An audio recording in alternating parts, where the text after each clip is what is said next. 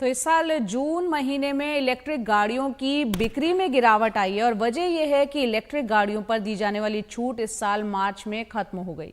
Auto industry को उम्मीद है कि बजट में सरकार फिर से छूट का ऐलान कर सकती है। हमारे सहयोगी हिमांशु शेखर ने बात की ऑटोमोबाइल मैन्युफैक्चरर्स सोसाइटी के अध्यक्ष विनोद अग्रवाल से। सुनते हैं। बजट को लेकर उत्सुकता बढ़ रही है। ऑटोमोबाइल इंडस्ट्री एक ऐसा इंडस्ट्री रहा है जिसमें काफ़ी ग्रोथ रहा है और विशेषकर इलेक्ट्रिक गाड़ियाँ इसमें भी पिछले कुछ साल में काफ़ी ज़्यादा लोगों में उत्साह रहा है और सबकी नज़र इस बात पर है कि क्या इस बार ऑटोमोबाइल सेक्टर के लिए बजट में क्या है, आपने क्या मांगे रखी हैं, आपकी क्या एक्सपेक्टेशंस हैं? देखिए, जैसा कि आपने सस्टेनेबिलिटी के ऊपर बात करी, तो सस्टेनेबिलिटी और डिकार्बनाइजेशन ये इंडिया के लिए बहुत इम्पॉर्टेंट है। तो जब हम सस्टेनेबिलिटी और डिकार्बनाइजेशन की बात करते हैं तो उसमें अल्टरनेट फ्यूल्स और इलेक्ट्रिफिकेशन दोनों ही बहुत इम्पॉर्टेंट है। तो इलेक्ट्रिफिकेशन के ऊपर जो गवर्नमेंट की इंसेंटिव स्कीम्स रही हैं, जैसे फेम 1 था, फिर फेम 2 था, तो फेम 2 जो है वो एक्सपायर हो गया था मार्च 2024 में। उसके बाद इंटरिम के लिए 4 महीने के लिए एक स्कीम आया था इंसेंटिव का, तो वो भी 31 जुलाई को एक्सपायर हो जाएगा। तो हमारी ये उम्मीद है इस बजट में कि इलेक्ट्रिक गाड़ियों के लिए जो इंसेंटिव है वो बरकरार रहेगा और पूरे ऑटो सेक्टर के लिए, पैसेंजर कार्स के लिए, 2 व्हीलर्स के लिए, 3 व्हीलर्स के लिए, ट्रक्स के लिए, बसेस के लिए ये इंसेंटिव जो है वो अवेलेबल होगा, जिसके कारण से जो इलेक्ट्रिक व्हीकल्स की माइग्रेशन है वो और तेज़ी से हो सकेगी। जी, इसके साथ ही एक सवाल उठता है कि क्या भारत में जो इकोसिस्टम की ज़रूरत है कि आप गाड़ियों की बिक्री बढ़ाएं, और अगर आप इकोसिस्टम को मजबूत नहीं करेंगे तो फिर सस्टेनेबल ग्रोथ नहीं होगा इस सेगमेंट में।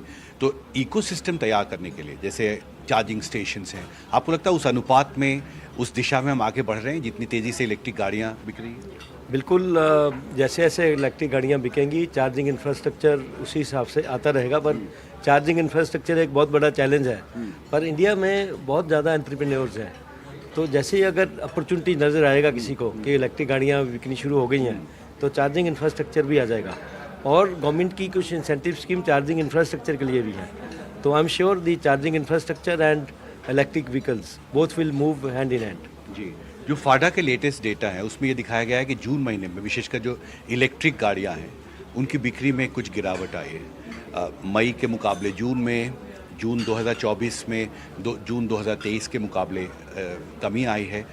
इस ट्रेंड को आप कैसे देखते हैं, क्या वजह आपको लगता है कि? देखिए, वो कंज्यूमर्स भी है ना, वो they are looking forward to कि कोई नई इंसेंटिव स्कीम आएगी।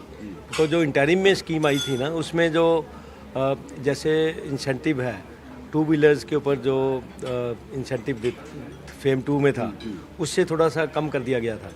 तो लोग देख रहे हैं कि हो सकता है कोई बेटर स्कीम आएगी इस बजट के बाद, तो इसलिए थोड़ा आपको सेल में ऊपर नीचे नज़र आ रहा है। आई am sure that will get corrected after the new scheme is announced.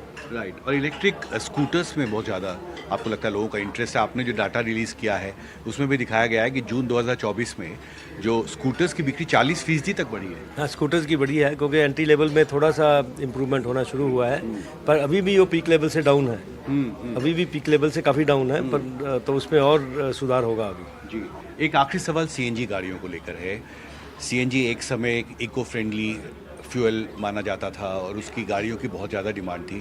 अभी क्या स्थिति है सीएनजी गाड़ियों की, और आपका क्या आकलन है, क्या भविष्य है सीएनजी गाड़ियों का? सीएनजी गाड़ियों का भविष्य अच्छा है बिकॉज ये अल्टरनेट फ्यूल है और जो सस्टेनेबिलिटी के लिए बेटर अल्टरनेट फ्यूल है as compared to the diesel.